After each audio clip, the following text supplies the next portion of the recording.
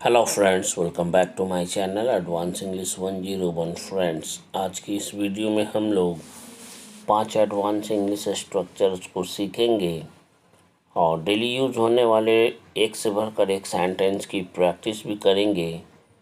अक्सर हमें अपने डेली लाइफ में इस तरह के सेंटेंस बोलना पड़ता है, वह जाने से मना कर रहा है, मैंने उसे मना किया, मैंने उसे ऐसा बोलने के लिए मना किया, मैंने उसे गाली देने के लिए मना किया। इस तरह की अनेकों सेंटेंस हम लोग हर दिन बोलते हैं। इस तरह के सेंटेंस को बोलने के लिए हम लोग तीन वर्ड का अधिकतर यूज़ करते हैं। पहला है रिजेक्ट, दूसरा डिक्लाइन और तीसरा है डिनाई। लेकिन इसके साथ साथ हमें कभी कभी ऐसा भी बोलना पड़ता है कि उसने वहाँ जाने से साफ मना कर दिया, उसने साफ साफ इनकार कर दिया,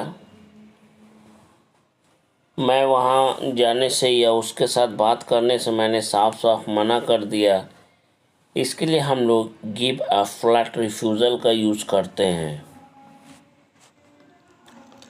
स्ट्रक्चर की बात करें तो सबसे पहले सब्जेक्ट, उसके बाद सब्जेक्ट के अनुसार हेल्पिंग वर्ब, उसके बाद give a flat refusal for, या फॉर का यूज़ नहीं करते हैं तो टू का यूज़ करेंगे। उसके बाद वर्ब की फर्स्ट फॉर्म यूज़ करेंगे, और फॉर का यूज़ करते हैं तो वर्ब की आईएनजी फॉर्म का यूज़ करेंगे। आइए देखते हैं पहला सेंटेंस। उसने वहाँ जाने से साफ मना कर दिया। He gave a flat refusal for going there, या फिर यूँ कहें he gave a flat refusal to go there.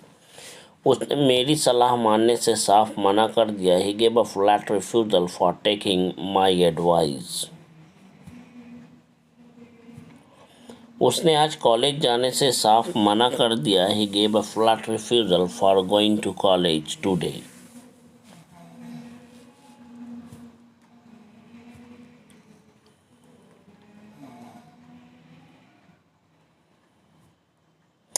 वह बच्चों को पढ़ाने से साफ मना कर रहा है। He is giving a flat refusal. He is giving a flat refusal for teaching the children. He is giving a flat refusal for teaching the children. वह मेरे साथ डॉक्टर के पास जाने से साफ मना कर रहा था। He was giving a flat refusal for going to the doctor with me.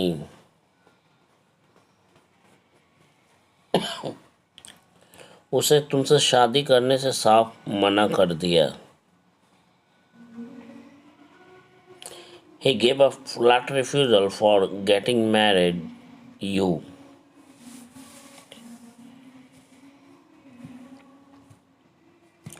कल तक वह उसे कुछ पुस्तक देने से साफ मना कर रहा था। He was giving a flat refusal to him for giving some books. या फिर ऐसा बोल सकते हैं, He was giving a flat refusal for giving him some books. उसने कुछ देर के लिए अपना फ़ोन मुझे देने से साफ मना कर दिया। He gave a flat refusal to him for giving his mobile phone for a little while.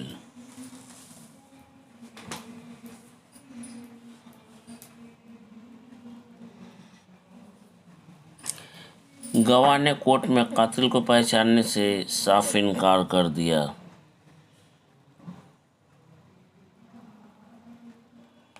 The witness gave a flat refusal for recognizing the murderer. मैं आपका निमंत्रण स्वीकार करने से साफ मना करता हूँ, या मैं आपका निमंत्रण स्वीकार करने से साफ इनकार करता हूँ, या फिर यूँ कहें मैं आपकी दावत कबूल करने से साफ इनकार करता हूँ। I give a flat refusal for accepting your invitation. आपको उसके अनुरोध को साफ मना नहीं करना चाहिए। अब यहाँ पर शुड का यूज़ होगा क्योंकि चाहिए आया है, You should not give a flat refusal for his request. Company ने तुम्हारे प्रस्ताव को स्वीकार करने से इनकार कर दिया.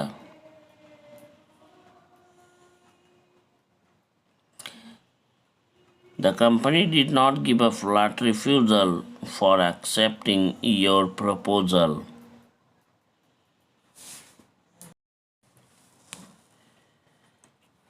उस बैंक कर्मी ने पुलिस को सारी सच्चाई बताने से साफ मना क्यों कर दिया. ये हमारा क्वेश्चन सेंटेंस WH फैमिली से शुरू होने वाला sentence. Why did that bank employee give a flat refusal for telling truth to the police? तुमने वहां जाने से साफ मना क्यों कर दिया. Why did you give a flat refusal for going there? Why did you give a flat refusal for going there? अब आगे बात करते हैं सपोज टू प्लस वर्ब की फर्स्ट फॉर्म के साथ बनने वाले सेंटेंस की, जो अधिकतर आज के लर्नर्स के लिए, स्टूडेंट्स के लिए एक बहुत बड़ी समस्या बन चुकी है, क्योंकि बहुत सारे लोगों को समझ में आता नहीं है. तो आप चिंता ना करें, इसे सिंपल सी, अगर बिल्कुल आसान भाषा में बात करें तो इसे शूट के सेंस में भी लिया जा सकता है. जैसे कि कोई काम करना चाहिए, या फिर ऐसा बोलना हो कि उम्मीद की जाती है, या फिर ऐसा बोलना हो कि उम्मीद की जाती है कि वह ऐसा काम करेगा, उम्मीद की जाती है कि वह ऐसा काम नहीं करेगा. इस तरह के सेंटेंस को बोलने के लिए हम लोग सपोज टू प्लस वर्ब की फर्स्ट फॉर्म के साथ सेंटेंस को बनाते हैं. पहला सेंटेंस है उम्मीद है कि, या उम्मीद की जाती है कि वह रात 8 बजे तक यहाँ पहुँच जाएगा. He is suppose to arrive here by 8 PM. उम्मीद की जाती है कि उसके पापा आज उसके लिए खिलौने लाएंगे. His father is supposed to bring toys for him today. या फिर इसका दूसरा सेंस ये है उम्मीद है या उम्मीद किया जाता है कि उसके पिताजी को कुछ खिलौना उसके लिए लाना चाहिए. नेक्स्ट सेंटेंस है उम्मीद की जाती है या उम्मीद है वह इस बार अपना जन्मदिन बड़े धूमधाम से मनाएगा. He is supposed to celebrate his birthday with a great pomp and show.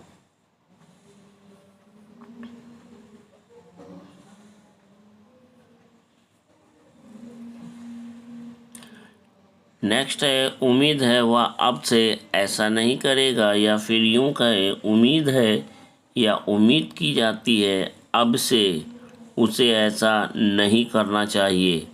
दोनों का सेंस देखिए, पढ़ने का अंदाज अलग है, सेंस एक ही है. He is not suppose to do so from now on और फ्रॉम नाउ ऑनवर्ड्स. उम्मीद की जाती है कि आप में से कोई भी यहाँ फ़ोन का यूज़ नहीं करेंगे, या फिर यूँ कहें आप में से किसी को भी यहाँ फ़ोन यूज़ नहीं करना चाहिए. None of you are suppose to use phone here. Use your phone hair.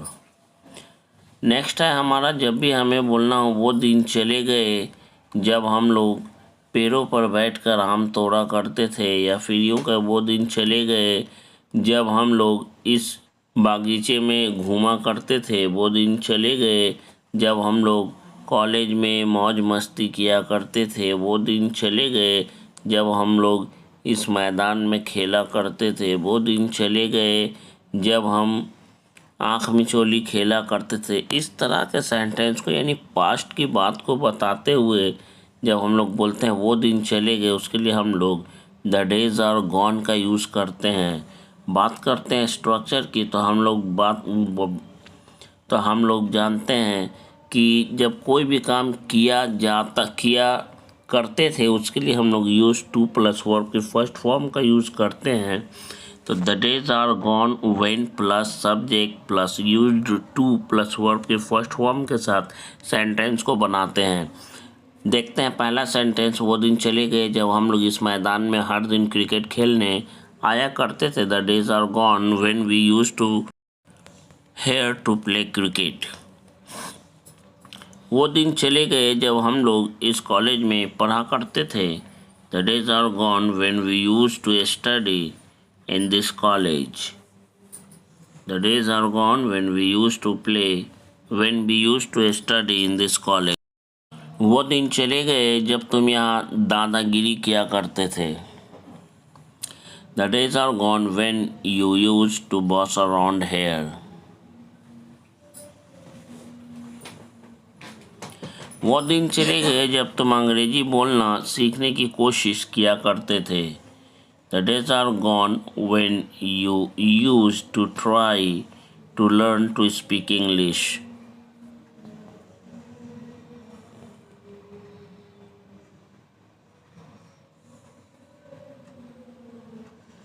वो दिन चले गए जब वह भी किसी को दिल ही दिल में प्यार किया करती थी। The days are gone when she also used to love someone inwardly. Inwardly का मतलब होता है अंदर ही अंदर, दिल ही दिल, मन ही मन। जब भी हमें बोलना हो किसी के बारे में कि किसी भी चीज़ की अच्छी जानकारी है, जैसे उसे मोबाइल की अच्छी जानकारी है, उसे इंग्लिश की अच्छी जानकारी है, तो इस तरह के सेंटेंस को बोलने के लिए हम लोग सब्जेक्ट के अनुसार हैज़ या हैव या हैड का यूज़ करते हुए साउंड नॉलेज ऑफ का यूज़ करते हैं, जिसका मतलब होता है कि अच्छी जानकारी है या अच्छी जानकारी थी के लिए हम लोग हैड का यूज़ करेंगे, और है के लिए जब बोलना हो कि है, उसके लिए सब्जेक्ट के अनुसार हैज़ या हैव का यूज़ करेंगे। जैसे कि पहला सेंटेंस यहाँ है, उसे कंप्यूटर की अच्छी जानकारी है। He has sound knowledge of computer. इससे आसान स्ट्रक्चर आपको नहीं मिलेगा। उसे कंप्यूटर की अच्छी जानकारी थी। He had sound knowledge of computer. उसे इसके बारे में अच्छी जानकारी है। He has sound knowledge about it, या about this या of this। about की जगह of का भी यूज़ कर सकते हैं। उसे मोबाइल फ़ोन की अच्छी जानकारी है, इसके लिए हम लोग कहेंगे he has sound knowledge of mobile phone. तुम्हें इस बिजनेस की अच्छी जानकारी हो जाएगी। You will have हो जाएगी, फ्यूचर में हो जाएगी, विल हैव का यूज़ करना पड़ेगा। You will have sound knowledge about this business या ऑफ दिस बिजनेस। ऐसा कुछ भी नहीं है जो आप नहीं कर सकते हैं, ऐसा कुछ भी नहीं है जो आज के डेट में लड़कियां नहीं कर सकती हैं, ऐसा कुछ भी नहीं है जो जिसे करना नामुमकिन हो। इस तरह के सेंटेंस को बोलने के लिए हम लोग देयर इज नथिंग व्हाट का यूज़ करते हुए सेंटेंस को बोलेंगे। रूल की बात करें तो देयर इज नथिंग व्हाट पहले बोलेंगे, उसके बाद हम लोग अपने बात को कंप्लीट करेंगे, यानी सेंटेंस को कंप्लीट करेंगे। ऐसा कुछ नहीं है जो आप नहीं कर सकते।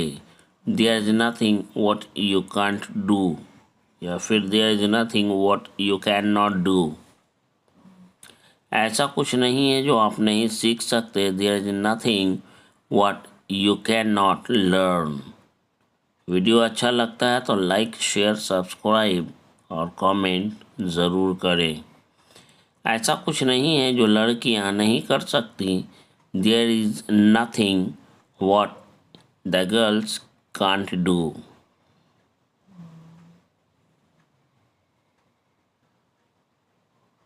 ऐसा कुछ नहीं है जो वह नहीं कर सकती। There is nothing what she can't do.